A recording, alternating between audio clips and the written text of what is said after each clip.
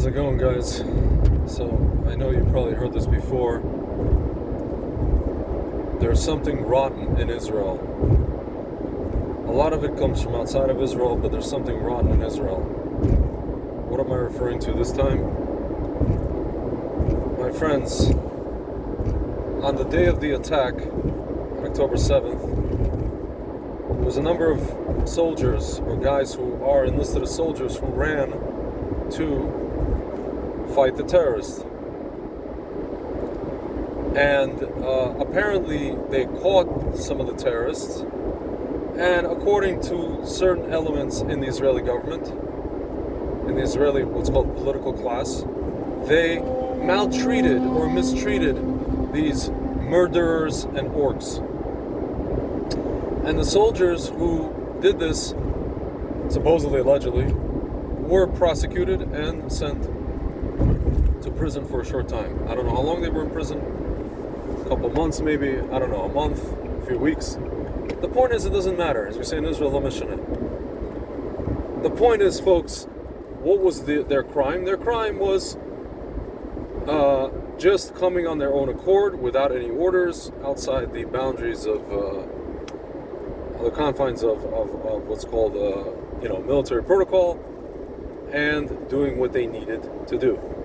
What the army, by the way, my friends, was not sent to do for about 6 hours as a whole. Yeah, some guys came, but as a whole, for about 6 or 7 hours, the army was not sent to do any of these things. So on top of, my friends, what I mentioned before, which is a certain element in the political class and in what's called the Ramatkal, the High Command of Israel, that at best, were negligent in this whole situation. Anybody who came there, or certain guys who came there to do what needed to be done, were prosecuted. Folks, this is a embarrassment. It's a disaster. It is treason. It is... I have no words for it.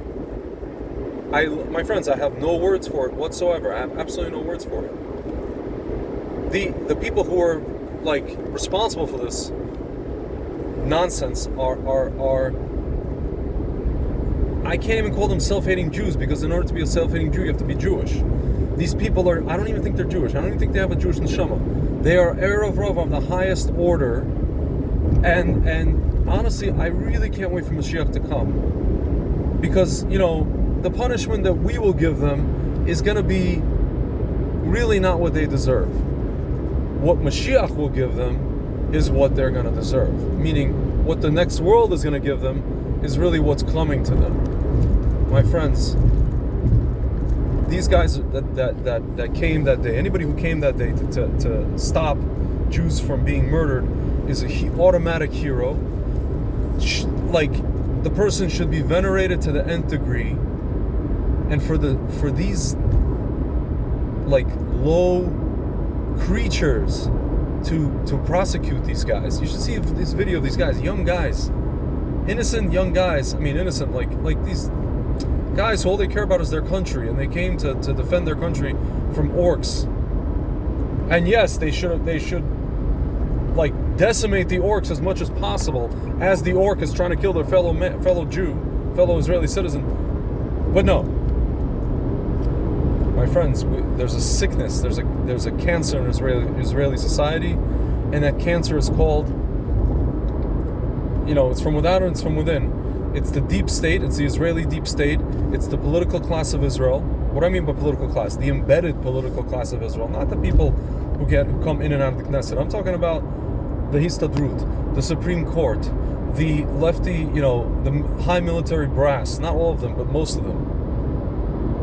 And the media, my friends, rotten to the core. And the sooner we remove them, and I'm saying this, guys, yeah, I know it's 3 weeks, I know people are going to read me lectures about, Tzvi, we need unity. Folks, I'm repeating to you again, especially during the 3 weeks, and something that I said on October 8th. I am happy to have unity with my fellow brothers and sisters in Israel, my fellow citizens, but to have unity with the helpers, the enablers of Amalek, no flippin' way. That is it, my friends. Talk to you soon.